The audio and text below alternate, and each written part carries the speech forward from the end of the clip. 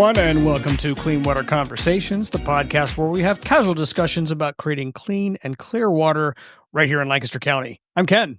Hey, everybody. I'm Allison. We're back. Yay! Welcome to season 4. Oh, yeah. And the studio audience is back as well. We feel the love out there. There you go. There you go. Season 4, we are rolling. We're rolling. We are, and we have a little bit of a theme. Yeah. And of course, as always, it is about the work that our partners are doing to create clean and clear water by 2040. Yep. Right here in Lancaster County. Yes. We're all working towards one common goal. Exactly. And coincidentally, it is also the end of the existing Bay Agreement at the end of 2025. Very true. So and Lancaster plays a key role in that. Exactly. So where do we stand as it relates to that? And we're going to be talking about that throughout this season. That's right. Because as we wrap up, there are so many stories to tell, so much progress to talk about, because it's really this momentum builder. It's been happening and still continues to. So that demand for conservation, oh boy, we got lots to do, lots to talk about. And of course, as always, there's a lot of wins. True. And we kind of do this in our team meetings. It's like we have a weekly team talk meeting. Yep. And during that meeting, we ask everybody, what were your wins for the last week? So Allison, what were your wins for the last week? Oh, I'm so excited about the win. The common agenda was approved by the board. It was shared with our network through the website. It's coming very shortly in the newsletter, and it is more than one. There is a summary version. There is a narrative version. There's an implementation plan. So all these ways to make it real. So that's definitely a win. Thank you to everyone who participated in that process over the last 8 months. Yeah. And everything that we do is kind of rooted in that common agenda. So yeah, absolutely. Some neat stuff. Yeah. Ken, what's your win this week? My win this week is we have network mapping. And what that basically means is the individuals that have agreed to be our partners, we started with them. Yep. And we asked them to fill out a form and become part of this program, wherein they look at the group of everybody else that we're contacting and how well do you know them and to put those little strings of association together to give us a better look at how everything is structured overall. Yeah, it's a visualization of that network. Yeah. It's a cool way to look at those connections, how they change over time, what the strength is, and it helps you see how partners are connected directly to each other. Like, yes, we exist as the Lancaster Clean Water Partners, but you don't have to go through us. This helps you see, oh, right, I know all those people. I'm going to them. It's neat. And then you can categorize in different ways those groups of people and use that data set to make different things happen. Yeah. So be more strategic with your restoration choices, how you partner. Yep. And what that then says to me is if you want to be part of it, we're looking for new partners. Always. And it's pretty easy to sign up. If you go to our website, scroll all the way to the bottom, there is a box there that will link you right to the form that you can fill out. It'll take less than 10 minutes probably to become a partner. It doesn't cost anything. Yeah. So there's all kinds of benefits. There are all kinds of benefits. So bring in some new people, find some new partners, some people that are connected to water or should be, and welcome them to our network. Yeah. Hey, and speaking of partners. Yes. The Alliance for the Chesapeake Bay. Yeah, we got a good one today for you. We do. Emily Broich serves as the Green Infrastructure and Forest Projects Coordinator at the Alliance for the Chesapeake Bay. Let's check it out. I did take a trip to Maine last year, which was for birding. So I got to see. Did you see the puffins? Saw the puffins. So I would say that was almost in the past, in the time frame. Yeah. So that would have, that was definitely a bucket list That's cool. kind of thing. I would also say that the past few years, I haven't actually been to all of the Conservancy preserves. So that's part of your your goal. That's sort of like an ongoing bucket list thing, is just to see more of the backyard. So to I'm going to speak. put that on my bucket list. Well, That's a good one. But then I thought, okay, well, just with life, it's not really realistic that I could get to every single one in a year. But I thought, well, maybe I could do one per month or something. Yeah. But it's tough in the winter because it gets dark so early. So then you're sort of limited by the weekend schedule with, and then if you have other things going on, you're like, But now there's other ones on the York side. They have so many. So many now. I don't even want to say the number. Exactly. I was thinking that too. I'm going to get it wrong. Brandon's going to call. No, Emily, it's actually. So that would be just an ongoing bucket list. That's a cool bucket list. I like it. I like that. Well, your icebreaker is, if you could eliminate one thing from your daily routine, what would it be and why?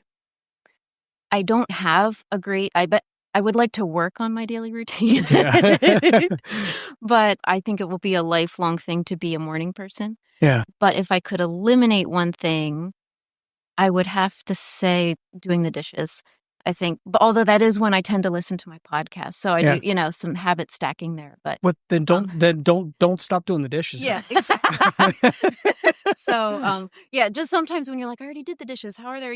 Where did all these come from? There's still more. Where did these come from? I just did. So maybe the dishes, but it is a nice opportunity to tune into a podcast. There you go, folks. If you're listening, do the dishes and listen to our podcast. Yeah. Love it. How about you, Ken? Is there something that you would add to your routine?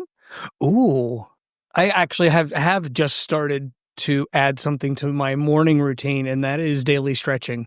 Because as I'm getting older, I am finding it is absolutely a necessary thing so that I'm not hobbling around the rest of the day, and it has been beneficial. That's fantastic. So, yeah. I always feel better.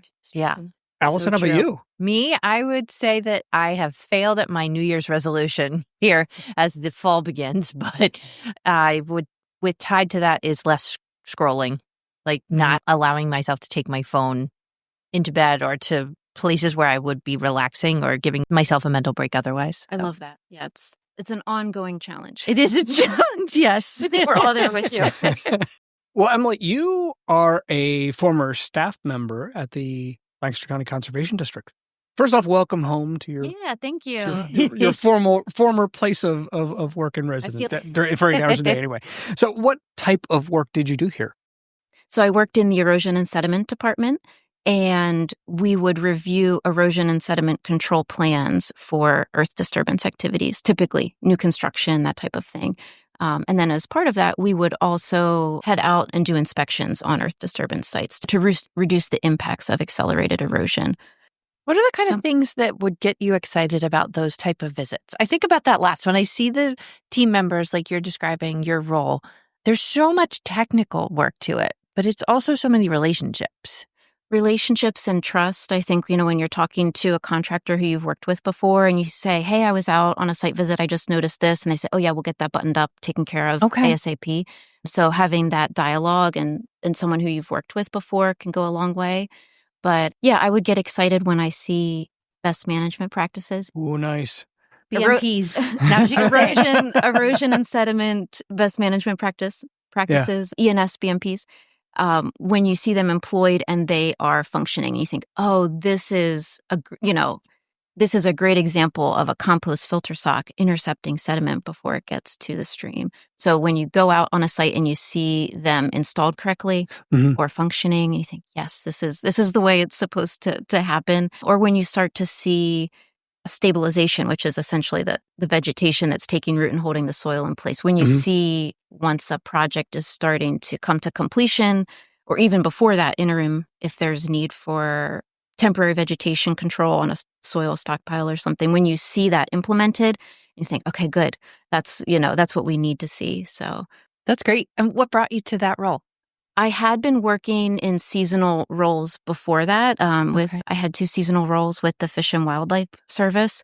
And then I happened to see that I was looking for something permanent and saw that this position had opened up in Lancaster, and I'm from Lancaster. So it was really just a very fortunate type of circumstance that it all worked out, and I found something full-time at home. I felt very fortunate in that way. And then also, having been from Lancaster, I'm so grateful for the experience that I had at the district, just to get to know my own county better, just going out to different municipalities, so many different farms. And you think, I would have never seen this, if it hadn't been for this role, or I would have never considered some of these as even issues until you're exposed to them. And you say, oh, wow, okay, I never really thought about accelerated erosion this much before, but here I am. So dirt moving and paint drying. And so I will say one of the things that I don't miss though is when we get those summer thunderstorms and you hear it on the roof. Yeah. And oh gosh. I would always think, oh gosh, like what do my sites look like? Which one am I going to get a call about tomorrow? Yeah. Mud's on the road or something. So now when it's raining really hard and I can hear it on the roof, I can enjoy it a little bit more. Yeah. It's not as anxiety inducing that I'm not thinking about, are all of the BMPs installed, are they functioning? So. And for the record, you can use BMPs now because you already said up what it was. Now, you also worked for the Fish and Wildlife Service in both Minnesota and Florida. Describe how those professional experiences looked and how do they connect here, the Susquehanna Valley, Lancaster County? Yeah. So in Minnesota, I worked at Tamarack National Wildlife Refuge, and that was largely an environmental education role. So the refuge had this really phenomenal program where they had area elementary schools have various field trips throughout the year to the refuge throughout the different seasons. So my role was facilitating that process, communicating with some of the volunteer educators who were helping with the teachers who were coming, and having an opportunity for very young students, at a very impressionable age, experience something that was in their backyard, which was this amazing wildlife refuge. So that was the experience of connecting people, to the environment. And then in Florida, I worked at Crystal River National Wildlife Refuge, which is beautiful. If you've never been there, it's just a very lovely, lovely place. And if you're not familiar, it is resting sanctuary for manatees. So in the winter, in the colder months, when the manatees are coming back from the colder Gulf waters, they find resting spots in Crystal River where the water is a little bit warmer in parts of the bay.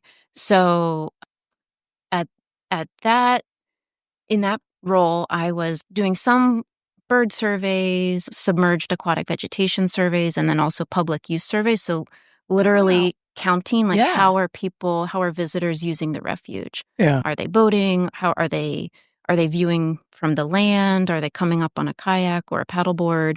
And then the refuge would use that data to inform their management decisions of how they are managing the flow of people who want to see this amazing phenomenon of the manatees.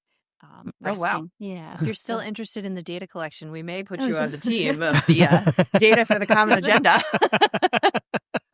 It's a big part of it. You're right. It informs the use and the results, like the numbers of species, and in our case, number of people or number of partners or ways that they're using information. It does inform what do we do next, or how do we make decisions as a group in order to decide what we do next. So it does. It's really important. So thank you for what you did for the Fish and Wildlife Service. And I think both roles, although they were vastly different habitat types, the guiding force was still connecting people to the environment, or how do we manage our interaction with the environment, especially in the case of the work in Florida. So, and I think to a large degree, that's what we're focused on with the clean water work here in Pennsylvania is how do we share the message about this work with a larger audience? How do we connect different age groups? How do we connect different communities or populations with this work that's ongoing? So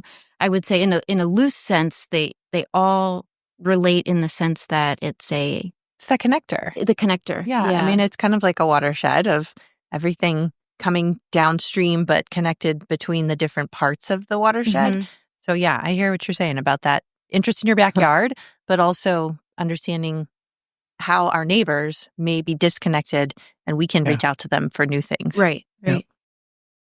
So you have your BA in environmental studies from University of Pittsburgh. Go Berg. What sparked your interest in environmental studies? I didn't know that that's what I wanted to study. It's just, and I'm showing my age here, Ken, but when we had the course selection book and I was leafing through it, I don't know if they still print those anymore, but all of those courses were what stood out to me. So natural disasters or the earth systems, the climate. Those were the courses that I thought, oh, I'd like, maybe can I put that as my elective? Yeah. And so it was more of a progression that's what I was gravitating toward. Mm-hmm. I think it was in middle school, I did a career shadow with an occupational therapist and thought, oh, I could really see myself doing that. I like, I love people, working with people, helping people. Thought that's what I wanted to do. So hadn't declared that as my major. And of course, my mom was happy about that with job security and working in the medical field. And then of course, I wasn't so sure that that's what not that I didn't want to study that, but then what was speaking to me and what jumped out at me were these environmental courses. Yeah. So it, I guess, was a slow progression. Yeah. Yeah. Now, did you grow up in nature? Yeah, I grew up playing outside. There's a lot of trees around my parents' house, so definitely spent a lot of time outside as a kid. Yeah. But there was no stream in my backyard. Unfortunately, had there been a stream, I might have made some discoveries sooner. Yeah. But yeah. That's cool. And you did say that you love working with people. And you brought on some unique local partners like Brightside Baptist Opportunity Center. Why is that important to clean water here in Lancaster? Well, I think that as we're doing clean water work, we can't leave voices out. The more voices that we include, I think ultimately the more successful we'll be in realizing the goals that we have around clean water. And we all drink the same water. We all breathe the same air. So having a collaborative effort towards that will ultimately be more successful if that's how we approach it. Yeah. So the work that you're doing now is with the Alliance for the Chesapeake Bay, and that has a green infrastructure focus to it, which for sure ties to partners and collaboration. But how does it tie to manatees in Pittsburgh and the type of environmental work that you are obviously so passionate about? Yeah, so I am the Pennsylvania Green Infrastructure and Forest Projects Coordinator for the Alliance. And green infrastructure in general is looking at how we can mimic nature-based solutions to manage things like stormwater in our built environment. Okay. So we do a lot of work looking at, okay, how can we reduce runoff using things like rain gardens? How can we bring in other voices who might be interested in a rain garden and have that be something that they can learn from, or that the wider public can learn from, but at the same time manage some stormwater in the process and be almost like a living classroom. So that's one thing that has been so exciting at Brightside is the rain garden has just been such a catalyst for involving some of their youth programs and their STEM programs, but then just this ongoing installation. I'm not sure. Yeah, it's kind of the growth of that. Yeah. It's not its own program, but it's like this connector piece, right? It's a connector, yeah. And so it has been a way for other members of the congregation to be curious. Like, I saw this was blooming in the rain garden, or there was a really touching story that was shared with me that there was a woman who had passed away and she loved butterflies. And, yes, I remember this. Such a good story. At her funeral, they kept seeing butterflies through the sanctuary window, which were visiting the flowers in the rain garden. Yes. So it was just so touching that was something that had extended meaning beyond just its function as a rain garden that is helping to steward the watershed. But, that's awesome. But also a way that served to offer some meaning to the folks attending the funeral. That is so cool. That was a little off topic. Sorry. No, not at all. I don't know if we got back not to at all. That's exactly the kind of work that you're focused on, of those people and access, and how green infrastructure is a tool to help bring those things together.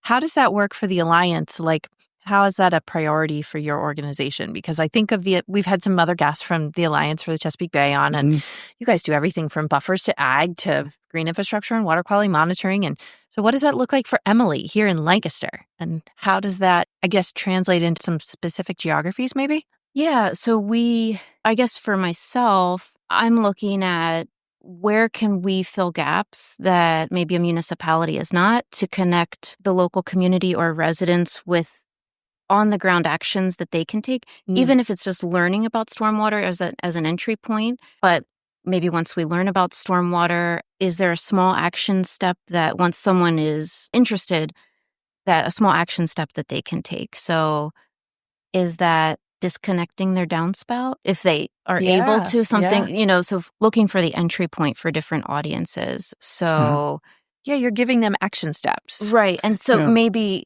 oftentimes I see native plants as a really powerful gateway practice. Someone might be interested in swamp milkweed because they heard that it supports monarch butterfly caterpillars. Yeah. And then you say, well, if you plant it near your downspout, it really likes moist soil. Okay. So that's a way to help absorb stormwater. And then it can be a progression from there where maybe it sparks a small amount of curiosity, and then they plant a couple more milkweed plants, and pretty soon we have a rain garden, hopefully. So hopefully it literally grows from there. Yeah. So I think that using those aspects of the natural world and curiosity about wildlife or curiosity about being involved in protecting biodiversity, that can lead to other things, that bigger steps. Now, you are a part of the Lancaster Bird Society. What sparked your interest in birds? So I had gone on a field trip in college, which was actually for a geology course, ironically enough. But one of the professors who had attended the trip was the biology professor, Tony Bledsoe. I still remember him. I don't even remember where it was at, to be honest, but we were standing at the edge of a lake, and it was right around dusk, so it was very hard to see, and a bird flew out, and he basically could only see the silhouette. And what I know now is maybe habitat clues and flight pattern, maybe some type of call note. But he called out what the bird was. And I don't remember what the bird was, but I thought, how did he do that? That's really cool. I'd like to be able to do that. So just by having some minimal clues about, maybe he had the silhouette of the bird, he was able to identify it. So I tucked that away and didn't take any action on that. I think I bought a bird book, but didn't really know how to use it. Yeah. And as part of the environmental studies degree requirement, we had to do a field course. And so I thought, well, I'll do ecology. I'll do the ecology in the lab as part of my field course requirement. And at the last minute, I crossed it out and selected ornithology. I didn't know we had to get up at 4 a.m. every day to. Oh, no. And I struggle being a morning person, but I'm glad I didn't know that when I signed up for it. Right. But so then I took. Lo and behold, it was Tony Bledsoe leading this bird course. Once we had the binoculars in hand and everything, once I saw these birds through my binoculars and the colors were so vivid, and I thought, oh my gosh, I've been missing out on this the whole time? Like these birds aren't exotic birds. I've never taken a closer look at them or paused to notice them. So I think it was seeing the birds through the binoculars that really did it for me. And, common birds like a northern cardinal or a tree swallow, and seeing that really bright, vivid coloration of their feathers, I think is what did it for me. But I'm curious, Ken, if you have a spark bird or a bird, because I heard that you are interested in birds. You might have taken a field trip. I'm just started, but it's a similar thing. And I think I've talked about this on the podcast before.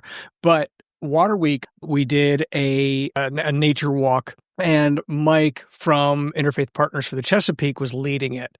And it was a similar type of thing. It's like he hears a call and he goes, oh, yeah, that's a bluebird.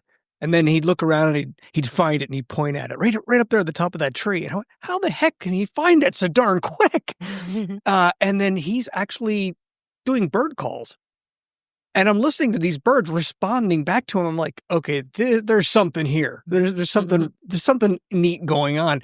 And I thought, but the ability to recognize a call and find the bird and, being able to identify it, just really like that would be a really cool skill to have. And then same type of thing as I study birds a little bit more and the beauty of their plumage and whatnot is really kind of fascinated me. So. And I think they're such a cool, to use the expression canary in the coal mine, because they're so visible. Yeah. That's been one thing that's been a nice part of the birding experience, is that if you're familiar with eBird, you can log your observations, and then it's contributing to citizen science and helping scientists understand bird populations and distribution So that feels really powerful that you might be birding in a very common place, but you're recording the species that you're seeing, and that can add to the collective You're effort. contributing. Mm-hmm. Yeah. Do you see that tied to your forestry work or your green infrastructure? Like you talked about the plants that go in for certain habitat. Are you seeing the results of that with bird populations? I would say that's definitely a driving force in something that gives me resolve when you're implementing a project and then afterwards you go back and visit and you start to see or notice the habitat being used as habitat, and you think, oh, this is, these birds wouldn't be here if this habitat wasn't here, like if this was still just turf grass. So one example, to go back to Brightside, is there's a number of purple coneflowers that are planted on the edge of the rain garden where it's not quite as moist and damp, but have seen quite a few goldfinches enjoying those seeds. So that's a very colorful bird, and that that could be a spark bird for someone to, oh, that's a really neat bird. I haven't seen that before, to spark curiosity. What is it? Well, and to have that access because of a habitat that has been planted. And otherwise, people in that area or people in a space that isn't green, they don't have that access. And so it's such a direct connection, like you said, of giving people that opportunity. So and this spring I went and I was in the neighborhood and popped over to Brightside one day just to check on the rain garden, and I almost stepped on a mallard she was so camouflaged. I didn't see her until I was almost on top of her. So there was a mallard that was using it as a nest. And I have unfortunate news that I don't think it was a successful nest attempt. Yeah. I don't know that the eggs ever hatched, unfortunately, but that was still a really powerful reminder that if we recreate pockets of habitat, that can really have a net benefit for wildlife. Yeah. That's amazing. A question for you, because of that work in Lancaster and you've mentioned the collaborative approach and these goals that we're all kind of sharing. So one of the things for us in 2025 is that we're looking at 25 as this milestone for Bay-related things. So your team at the Alliance is Bay-wide, Chesapeake Bay-wide watershed. In Lancaster, we want to clean and clear water in Lancaster, but 2025 for Bay-related work, water quality, that's not our stopping point. So what brings you excitement and some eagerness as we all kind of look beyond 2025? Yeah, I think for me, Allison, the numbers are important, but I think... Yeah, you're a data person. But I think what really motivates me more than that, per se, is the collective awareness that we're building. I feel like there's this groundswell of awareness of, a wider public being informed, a wider public being aware that there is clean water work happening and that there are so many different groups. It's hard to keep up with all of the good work that different groups are doing to work towards this goal. So for me, I think what brings me excitement is thinking about how more people are coming into the work. Yeah. And I think that's in no short part due to amazing things like Water Week. Like every year there's more Water Week events, and that's so amazing to see more people downtown participating and getting their tree, and not just Water Week. I'm using that as an example, but if I run into a student in School District of Lancaster and ask them, do you know what the name of our river is? And they say, the Conestoga. And that for me is so exciting that we have more of an awareness across different age groups. There's just an effort across many levels to bring more people into the conversation and more people into the space. I don't think that we'll be completely successful if we're doing it in a vacuum. Yeah. I think we have absolutely.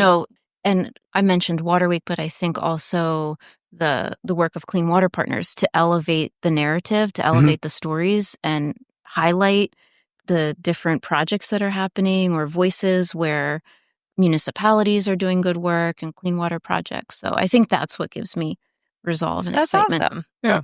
So good. So good. We have arrived at my favorite part of the show, and that is trivia time. Here we go. Now, we did a similar thing with Sally Reynolds back in season 1, I believe it was, where I described a bird, and then she told me what that bird was. We're going to try something a little bit similar, but more audio.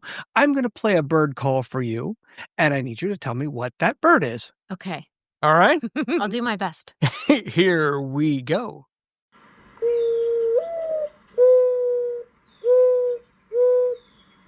Morning dove? It is a mourning dove. That is one of my favorite birds, just because the sound is so soothing. Perfect. Same here. Yep. Yeah. Yep. Mm-hmm. Moving on to number 2. Northern cardinal? It is a cardinal. Oh, she's good. Number 3. The blue jay? It is a blue jay. Yes, you're on a roll. I love that. Number 4.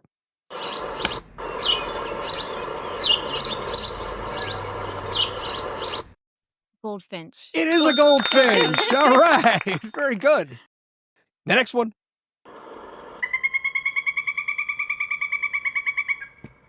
Pileated woodpecker? It is indeed a pileated woodpecker. Yeah. Not only did she get woodpecker, she got pileated Yes, exact woodpecker. I species. love that. Yeah. That is If you perfect. start whipping out species Uh-oh. names, like Latin terms, I'm going to be amazed.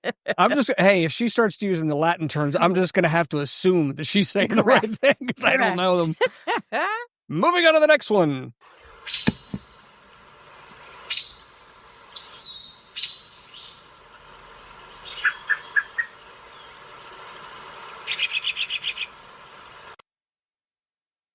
This is when I wish I had some habitat clues, Ken. American robin. It is a robin. I don't know why that one threw me for a loop. This one might not. This one should be a pretty good one for you.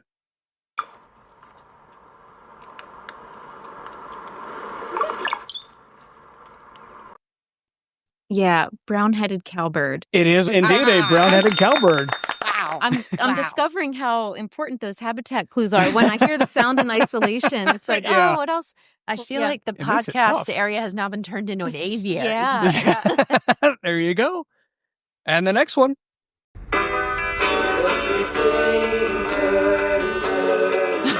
I should know the name of this group. The Birds. It is the birds. It's a very familiar song. I just wasn't 100% sure of the artist. That was perfect. I love that. You did it. There you go. Great job. Oh, well, thank you, Ken. That is Yeah. our trivia, and that is our episode. Thank you so Woohoo. much, Emily, for Emily joining kicking us off. Oh, thank you both. Yeah, it's been wonderful to chat. And we will be back in just a couple of weeks. Until then, take care. Bye, everybody.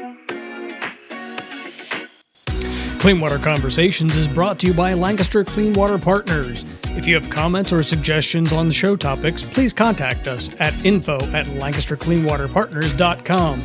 Thank you for listening.